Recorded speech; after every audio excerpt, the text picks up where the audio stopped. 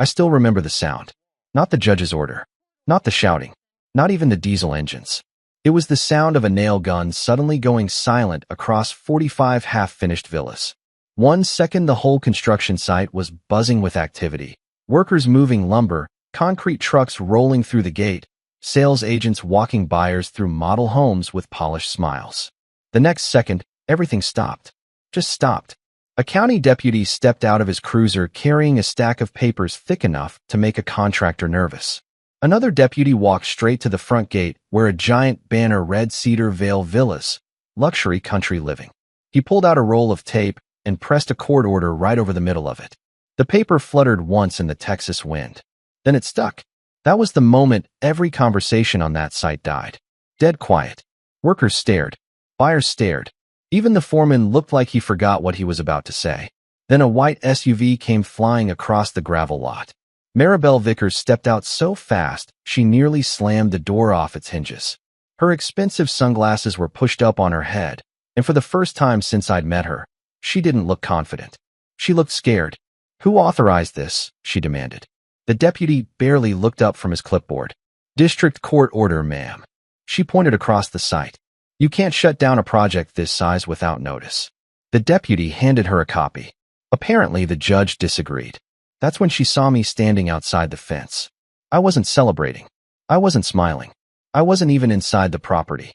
I stood beside my old pickup with my hands resting on the bed rail, watching the same way I'd watched storms roll across this land since I was a kid. Her eyes locked onto mine. "You did this." I shook my head slowly. "No, ma'am." Then I nodded toward the papers in her hand. "Your lawsuit did." For a second, I thought she might say something back. Instead, she looked away first. That told me everything. Around us, deputies began directing traffic away from the site. Concrete trucks were turned around. Workers packed tools into trucks. Buyers who had driven hours for weekend tours stood in clusters asking questions nobody seemed able to answer. The sales office doors were locked before noon. Just like that. But here's the thing. None of this happened because I was smarter than everyone else. None of it happened because I had money. And it definitely didn't happen because I yelled louder. It happened because paperwork has a memory. Months earlier, when everyone else saw luxury villas, property brochures, and shiny promises, I saw something different. I saw a legal description that didn't sit right. I saw boundary lines that felt wrong. I saw details most people would never bother looking at. Small details. Dangerous details. The kind that can bury a project worth millions of dollars. Maribel didn't know that back then. Nobody did. They thought I was just another ranch owner standing in the way of progress. They thought if they buried me under lawyers, construction schedules, and public pressure, I'd eventually quit. Big mistake. Because the moment I saw those first foundations sitting on my family's south pasture, I started digging. Not with a shovel. With records. And what I found changed everything. If you're listening from a ranch town, a farming community, or even a neighborhood where property lines matter, you already know something most people forget. Land remembers. And sometimes the oldest paperwork in the room turns out to be the loudest voice. Red Fork Ranch sat about 12 miles outside the nearest town, far enough that you could stand on the porch at sunrise and hear nothing but wind moving through dry grass and the slow creak of an old windmill. My family had owned that land longer than most people could remember, and if you asked my father what made it valuable, he would never mention money. He would point toward the south pasture. He always did. That piece of land stretched across a gentle rise covered in native grass, scattered mesquite trees, and fence lines repaired so many times they looked like part of the landscape itself. It was not flashy. It was not famous. But it was ours. Simple as that. My father, Arlen Rusk, was 78 when his heart trouble finally slowed him down. He had spent most of his life fixing fences before breakfast, checking cattle before lunch, and worrying about weather every hour in between. Then one spring morning, everything changed. A short hospital stay turned into a longer one. Long walks became slow walks. Slow walks became careful steps. That happens faster than people think. The last time I visited him before moving back to the ranch, he was sitting beside a hospital window watching traffic crawl through a parking lot. The television was on. He was not watching it. He looked at me and asked only one question. How is the south pasture? Not how are the cattle. Not how is the market. Not even how are you. Just the south pasture. I laughed a little and said, still there. He nodded like a man checking a box on a list. Then he looked back out the window. That was my father. A week later, I packed my apartment, loaded my truck, and came home. Coming back felt strange. Familiar. Heavy. The ranch house looked smaller than I remembered, but the memories felt bigger. Every room carried something from the past. My mother's recipe cards were still tucked into a kitchen drawer. My father's old branding irons still hung in the barn. Dust covered everything. History covered more. One afternoon, I climbed into the attic searching for spare fence maps and found a dented metal deed box shoved behind a stack of feed records. Most people would have ignored it. I opened it. Inside were decades of paperwork. Warranty deeds, property tax receipts, survey sketches, easement agreements, grazing leases, handwritten notes. My grandfather had labeled everything with a black marker and terrible handwriting. It looked like a mountain of boring paper. It was not. Every page told a piece of the story. I spent hours reading through them. Then another few hours. Then another. Something people do not realize is that land ownership is not protected by memories. It is protected by records. Memories fade. Records do not. My grandfather understood that better than anyone. On the inside lid of the metal box, he had taped a note. The paper was yellow and brittle. The words were simple. Keep copies. Keep proof. Keep your land. That hit me. Harder than I expected. Because by then, I was beginning to understand something. The ranch was not just dirt and fences. It was a promise passed from one generation to another. And promises leave tracks. A few days later, I drove out to inspect fence lines after a thunderstorm rolled through the county. The sky was clear again. The roads were muddy. The air smelled like wet cedar and fresh soil. I followed the old ranch road toward the south pasture, expecting to spend the morning checking posts and clearing debris. Instead, I saw something that made me take my foot off the gas. Something that absolutely did not belong there. At first, I thought I was looking at construction equipment parked near the property line. Then I drove closer. Much closer. And that is when my stomach dropped. I pulled the truck onto a small rise overlooking the south pasture and just sat there for a few seconds with both hands still on the steering wheel. The grass I remembered was gone in a huge section near the center of the property. Survey flags poked out of the ground in neat rows. Heavy equipment tracks cut across the pasture like scars. Fresh dirt had been pushed into long straight lines. Something was happening out there. Something big. I drove closer. The closer I got, the worse it looked. Temporary fencing surrounded several acres. Portable offices sat on gravel pads. Stacks of lumber were lined up beside concrete forms. Workers in hard hats moved between trucks carrying tools and blueprints. This was not a small mistake. Then I saw the sign. Cedar Vale Villas. Coming soon. Luxury country living.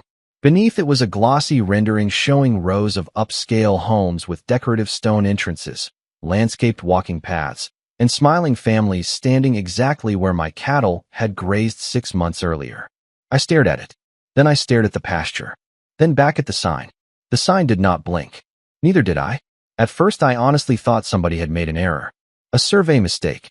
A permit issue. Something that would be corrected the moment the right person saw the records. That happens sometimes. People misread legal descriptions. Contractors follow bad maps. County offices make mistakes. Human beings are human beings. So I parked the truck and walked toward the nearest job trailer. A man wearing a bright safety vest stepped outside before I reached the door. He looked tired, sunburned, and busy. The kind of guy who solves problems all day long. Can I help you? He asked. I think maybe you can, I said. Who owns this project?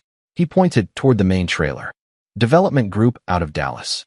HOA expansion partnership. Then he looked at me. Why? Because this is my family's pasture.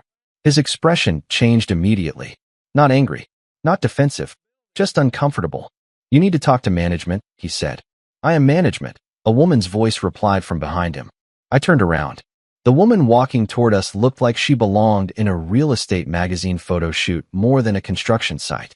Her ivory outfit was spotless. Her sunglasses cost more than my monthly electric bill. Her boots had never seen actual ranch mud. She carried a tablet under one arm and confidence under the other. Maribel Vickers, she said, extending her hand. And you are? Calder Rusk. Her smile froze for the smallest fraction of a second.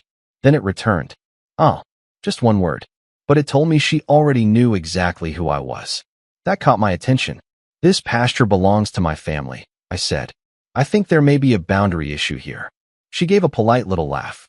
Mr. Rusk, I assure you there is no boundary issue. You sure about that? Very. She tapped the tablet screen.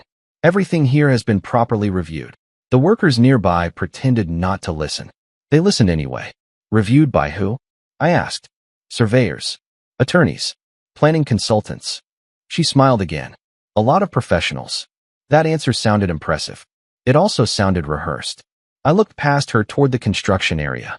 Concrete forms stretched across ground I knew better than my own backyard. Fence lines did not match what I remembered. Distances felt wrong. The layout felt wrong. My stomach tightened. Something was off. You might want to double-check the property line, I said. Maribel folded her arms. Mr. Rusk, with respect, I think. You are mistaken. Then she delivered the sentence that stayed in my head for weeks afterward. Sometimes family stories do not match official records. I almost laughed. Because if there was one thing I understood better than ranching, it was official records. And at that moment, standing in my own pasture while somebody explained ownership to a former title examiner, I realized this conversation was not going where she thought it was. For a few seconds after Maribel said that, neither of us spoke. The construction site kept moving around us. Forklifts rolled across packed dirt. Crews measured foundation forms. Somebody laughed near a stack of lumber. To everyone else, it looked like an ordinary workday. To me, it felt like standing in the middle of a math problem where every number was wrong. I looked out across the pasture again. The more I studied it, the less comfortable I became. Distances that should have matched old fence lines did not match. A drainage swale I had crossed 100 times appeared to sit inside their planned roadway. Even the angle of one corner lot looked strange. Something was off. Very off. Would you mind showing me the survey? I asked. Maribel smiled politely. Those documents are not public construction materials. I am not asking as a tourist. And I am not required to provide them. The answer came too quickly. That mattered. People who know they are right usually explain. People who are nervous usually end conversations. I thanked her for her time, turned around, and walked back toward my truck. That surprised her. I could tell. She probably expected an argument. Maybe even a scene. Instead, I left. Quietly. The moment I climbed into the truck, I pulled out my phone and started taking notes. Date. Time. Vehicle counts. Contractor names. Permit numbers posted near the entrance. Everything I could see from a public area. Old habits die hard. When you spend years examining land records, you learn something important. Memory is helpful. Documentation is better. That evening I spread maps across my kitchen table. The same kitchen table where my mother used to roll pie dough on Sunday afternoons. The same table where my father paid property taxes every year. By midnight, every inch of it was covered with papers. Survey sketches, tax receipts, easement records, old aerial photographs. I checked one map, then another, then another. Around 1 a.m, I finally leaned back in my chair and rubbed my eyes. The legal descriptions in my family records all agreed with each other.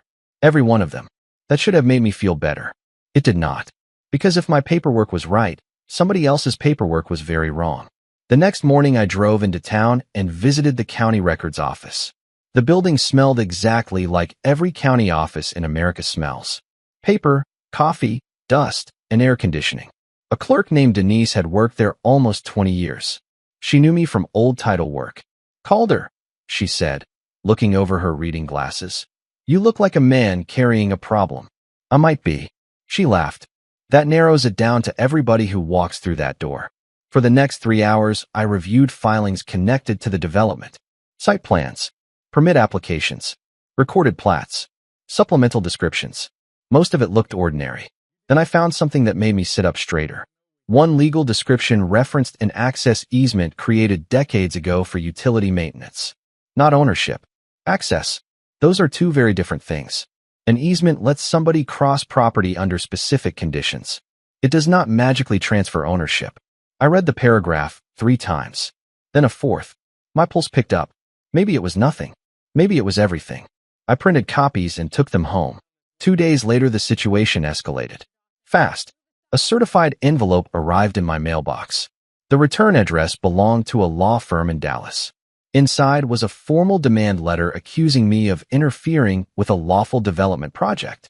It claimed my statements to contractors had created confusion and potential financial damages. It requested that I stop contacting project personnel immediately. I read the letter once, then twice. Then I laughed. Not because it was funny, because it was early. Way too early. Nobody sends a letter like that unless they are already worried about something. The following week, another envelope arrived. This one was thicker, much thicker. I opened it standing beside my truck. By the time I reached the final page, I understood exactly what Maribel's strategy was. She was not just warning me anymore. She was suing me.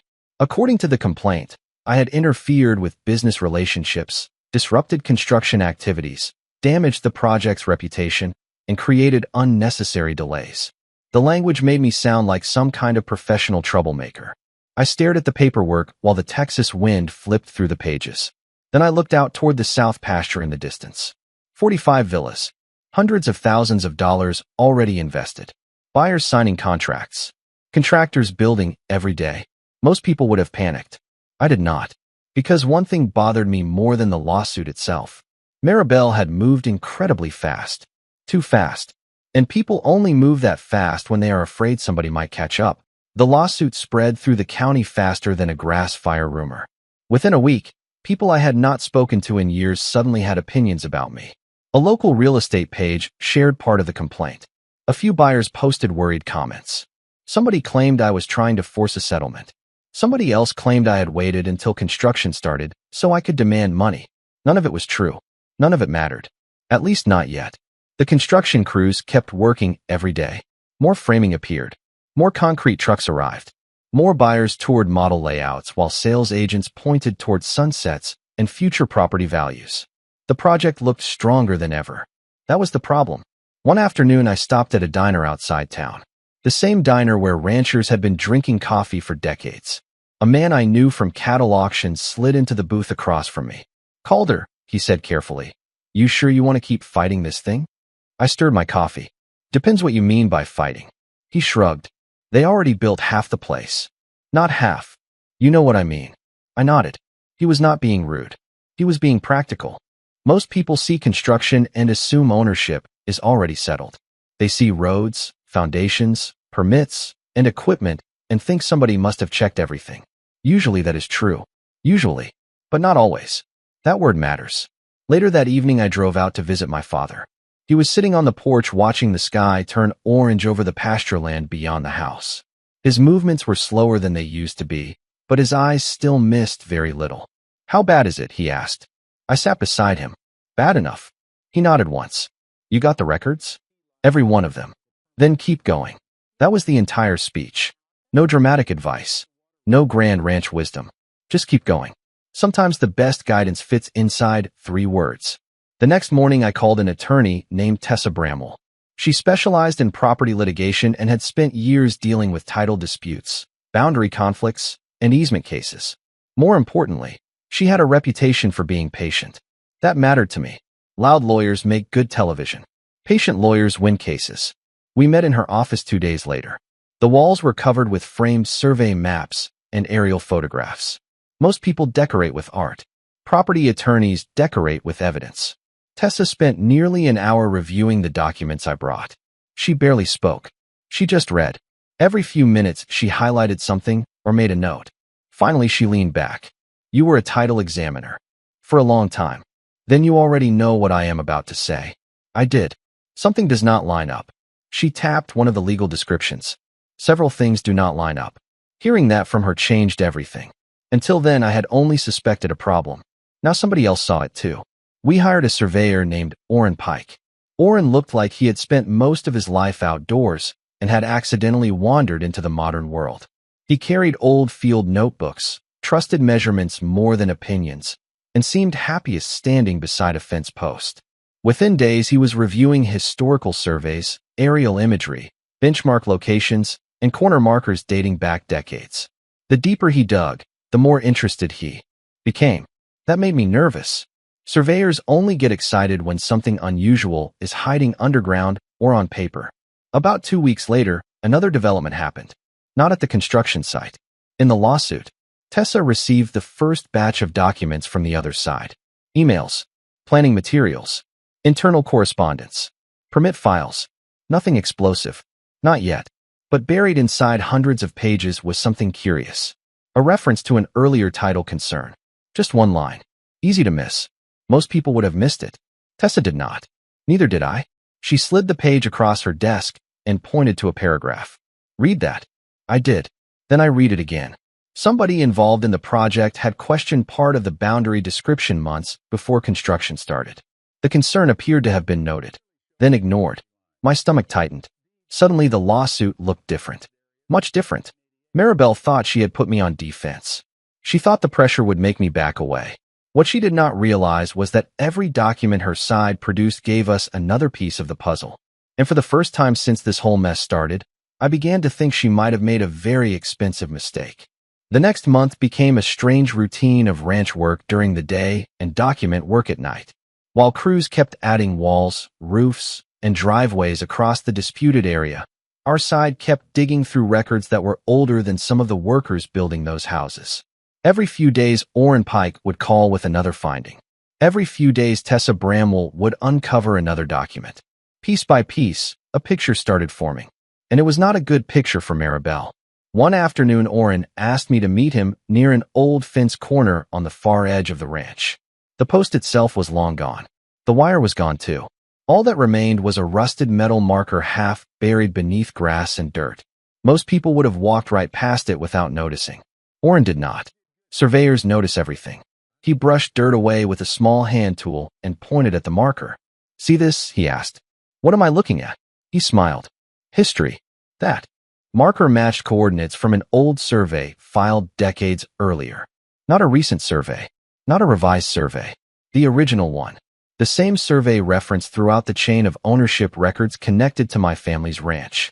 We spent the rest of the afternoon comparing measurements. Distances matched. Angles matched.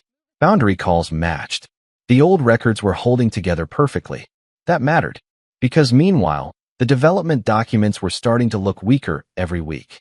Back at Tessa's office, we spread maps across a conference table so large it looked like we were planning a military operation. Colored lines crossed each other. Property descriptions overlapped. Easements appeared and disappeared across different versions of filings.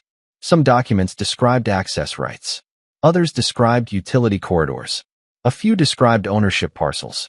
The problem was that somewhere along the way, somebody appeared to have treated one as if it were another. That is where trouble begins. Tessa tapped one section with her pen. This right here keeps showing up. The easement? I asked. She nodded. The same easement.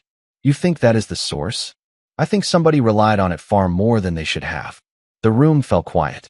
Nobody wanted to jump to conclusions. Good property cases are not won by guesses. They are won by evidence. A week later, we received another discovery production from the other side. Thousands of pages. Emails. Internal reports. Consultant communications. Meeting summaries. At first, it looked like more of the same. Then Tessa found something buried inside a project review packet. She called me immediately. You need to come in. Her tone told me enough. When I arrived, she already had the document highlighted. A junior title reviewer working for one of the project's consultants had flagged a potential encroachment issue months before construction began. The note was short, very short, but it was there. It warned that portions of the proposed development might overlap land outside the intended project boundary. My eyes moved slowly across the page. Then I read it again. Somebody had seen the problem before the first. Foundation was poured. Somebody knew.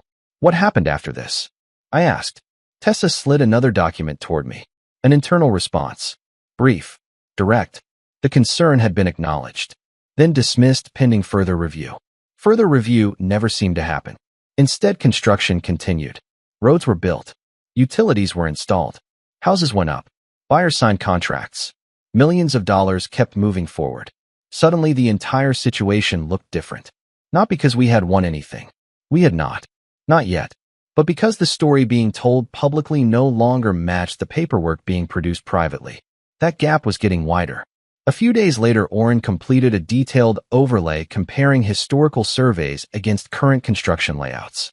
The results were impossible to ignore. Multiple completed foundations appeared inside the disputed area. Several structures under construction did too. When he laid the transparent overlay across the aerial image, Even I felt my stomach tighten. It was right there. Clear as day.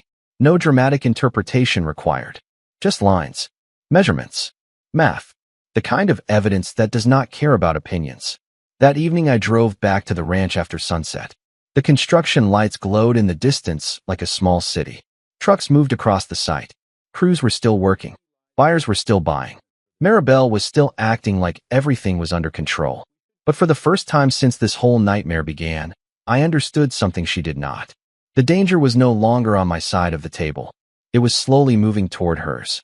By the time autumn started creeping into North Texas, the case had become bigger than a simple property dispute. What began as a question about a boundary line was slowly turning into a question about who knew what and when they knew it. Every week brought another stack of documents. Every week brought another uncomfortable detail. And every week the construction site kept growing. New roofs appeared. Fresh concrete cured in the sun.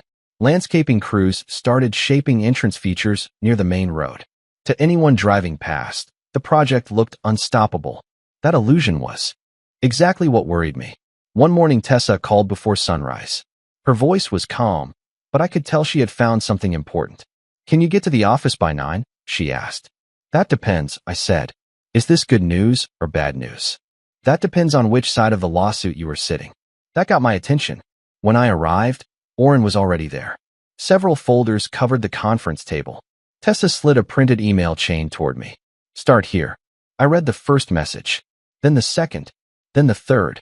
Halfway through the chain, I stopped talking altogether. The emails came from months before construction started, long before the first truck entered the property, long before the first foundation was poured, long before any buyer signed a purchase agreement. Somebody inside the project had raised concerns about the boundary description.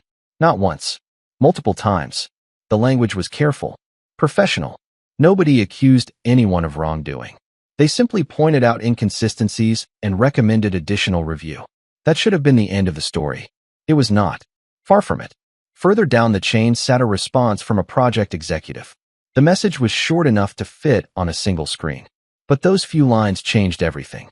The writer acknowledged the possibility of a boundary problem, then suggested moving forward while the issue was evaluated later. Later. That word sat in my head all day, because later had already arrived. 45 villas later. Millions of dollars later. Hundreds of decisions later. Tessa pointed to another page. "Keep reading." I did. An even later email referenced buyer commitments, construction schedules, and financial exposure. One sentence stood out immediately. The sender wrote that stopping construction could create more risk than continuing. I looked up from the page. They knew there was a question. "Looks that way," Tessa said. And they kept building. Orrin folded his arms. That is what the documents suggest. Nobody smiled. Nobody celebrated. Good evidence is not exciting when real people are involved. Because by then, buyers had invested money. Contractors had invested labor. Families had made plans. The deeper we went, the more obvious it became that innocent people were caught in the middle. That bothered me. A lot. A few days later, depositions began. I will not pretend they were exciting. Most of the time, they involved long hours, careful questions, and attorneys arguing over details that sounded boring until you understood why they mattered. But details win property cases. One consultant admitted he never physically visited several of the locations referenced in the legal description. Another acknowledged relying on secondary materials provided by others. A third testified that certain assumptions had been carried forward from earlier drafts. Small answers, big consequences. Then came a deposition involving a planning consultant connected to the project. Tessa asked a simple question. "Were you aware that title concerns had been raised before vertical construction began?" The witness shifted in his chair. He asked to review a document. Then another. Finally, he answered, "Yes." Just one word. That was enough. Every piece fit a little tighter after that. Meanwhile, Maribel kept projecting confidence in public. Promotional events continued. Marketing materials continued. Community updates continued. If she felt pressure, she hid it well. But even from a distance, I started noticing changes. Fewer interviews. Fewer public appearances. More attorneys. More closed-door meetings. The tone had shifted. One evening I drove past the development on my way home. The sun was setting behind rows of nearly completed homes. Construction lights flickered on one by one. Workers packed tools into trucks. Buyers toured a model home near the entrance. Everything looked normal, yet nothing felt normal anymore. Because hidden underneath those streets, foundations, and sales contracts sat a growing mountain of paperwork. And paperwork has a strange habit. The longer people ignore it, the heavier it gets. As the hearing date approached, Tessa organized exhibits, Orrin finalized survey overlays, and I reviewed records I had already read a dozen times.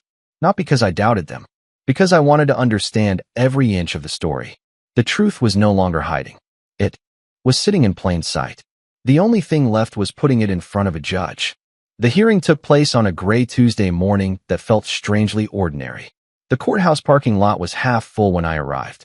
People walked in carrying folders, coffee cups, and the everyday problems that bring people before judges.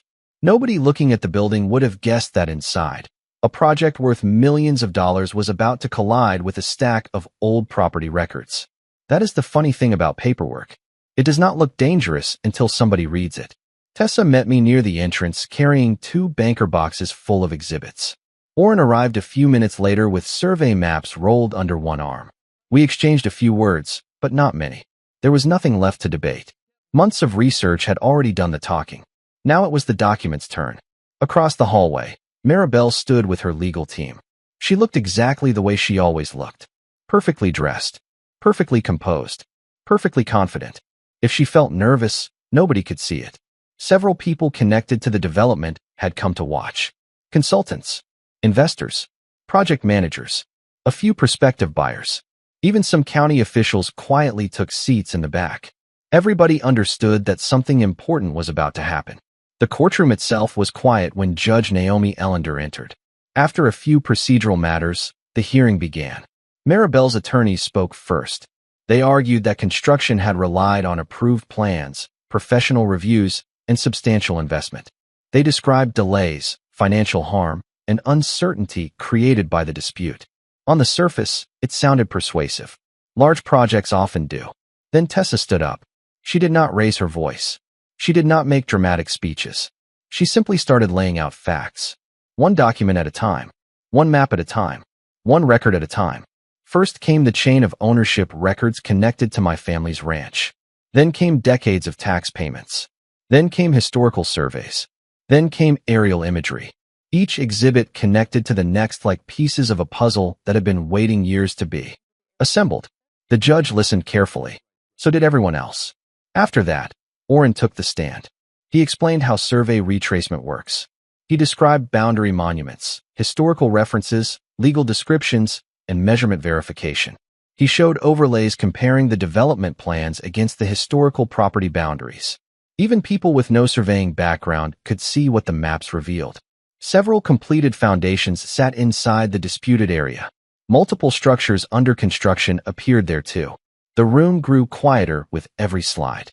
Then came the documents that changed everything. Tessa introduced the internal communications discovered during litigation. Emails, review notes, consultant comments, project discussions. One by one they appeared on screens throughout the courtroom. Nobody could pretend they did not exist. One email acknowledged a potential boundary concern before construction began. Another referenced the need for additional review. A third discussed moving forward despite unresolved questions. None of the language sounded dramatic. In fact, that was what made it powerful. Real evidence rarely sounds dramatic. It sounds ordinary. The judge spent several minutes reading one particular exchange. Nobody interrupted. Nobody moved. Finally, she looked toward the development's attorneys. Was this concern ever fully resolved before construction proceeded? One attorney adjusted his glasses. Another reviewed notes. The answer that followed was careful. Too careful. Not to a final determination, Your Honor. The silence afterward felt enormous. Tessa stepped forward. Your Honor, our position is simple. Construction continued despite notice that ownership questions remained unresolved. Judge Ellender nodded slowly. Then she turned toward the other side again. Can your clients establish clear ownership of the disputed acreage today? The question hung in the room. Everyone waited. Investors waited. Consultants waited. Buyers waited. Even Maribel seemed completely still. The attorney stood. He referenced ongoing analysis. Additional review. Remaining questions. Future determinations. He said many words. None of them answered the question. That was the moment everything shifted. Not because somebody shouted. Not because somebody confessed. Because nobody could provide a clear answer. Judge Ellender reviewed several pages in front of her. She made notes. She asked a few final questions. Then she looked directly at both parties. This court is not being asked to determine every issue today, she said. But it is being asked to evaluate whether construction should continue while substantial ownership questions remain unresolved despite evidence that concerns were identified before construction advanced. Nobody spoke. The judge continued. Based on the record before the court, the evidence demonstrates serious and credible disputes regarding ownership, boundary location, and prior notice. Maribel's expression finally changed. Just slightly. But I saw it. For the first time since this began, certainty left her face. The power in the room moved. Not completely. Not yet. But it moved. Judge Ellender closed the file in front of her and prepared to issue her ruling. At that moment, every person in the courtroom understood the same thing. The story that had protected the project for months had just fallen apart under its own paperwork. 3 days after the hearing, the ruling arrived. By sunrise the next morning, county deputies were already heading toward the development. The same roads that had carried concrete trucks, lumber deliveries, and eager buyers for months now carried government vehicles instead. Workers gathered near the entrance trying to understand what was happening. Contractors checked their phones. Supervisors made calls. Nobody had clear answers yet. Then the court order was posted. Everything changed. Deputies moved through the site professionally and calmly. Construction activity stopped. Equipment was parked. Deliveries were turned away at the gate. The sales office that had welcomed visitors every weekend was closed pending further court proceedings. No shouting. No drama. Just paperwork doing what paperwork does. One signature from a judge had accomplished what months of arguments could not. The illusion was over. News traveled fast. Buyers started calling. Attorneys. Investors demanded explanations. The title insurance company opened its own review. County officials began examining permit records connected to the project.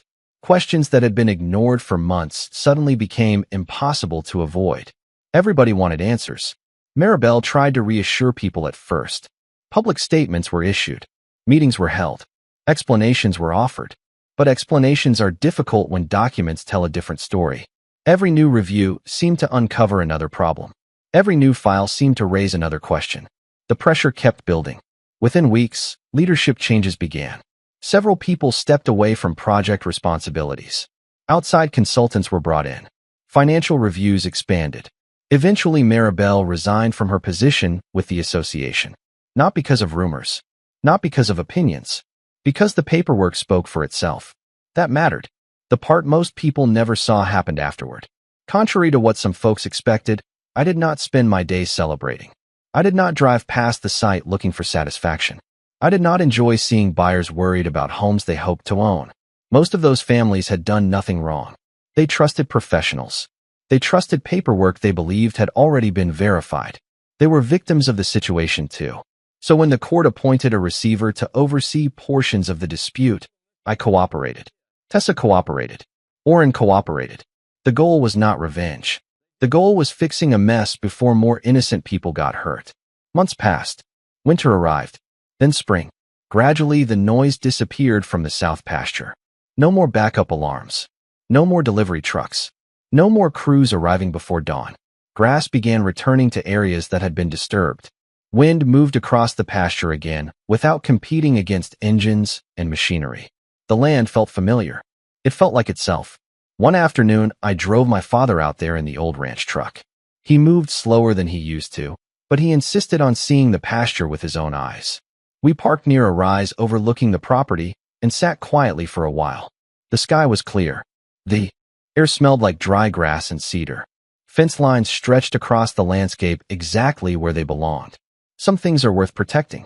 My father looked out the passenger window for a long time. Then he turned toward me. South pasture still ours? He asked. It was the same question he had been asking for months. Maybe years. I smiled. Still ours, Dad. He nodded once and looked back toward the horizon. That was enough. Looking back now, the lesson was never really about a lawsuit or a construction project. It was about patience. It was about evidence. It was about understanding that confidence is not the same thing as ownership. People can have impressive presentations, expensive attorneys, polished brochures, and big promises. None of that changes a property line. In the end, the oldest documents in the room turned out to be the strongest voices. And sometimes the smartest thing a person can do is stay calm, keep records, and let the truth catch up on its own.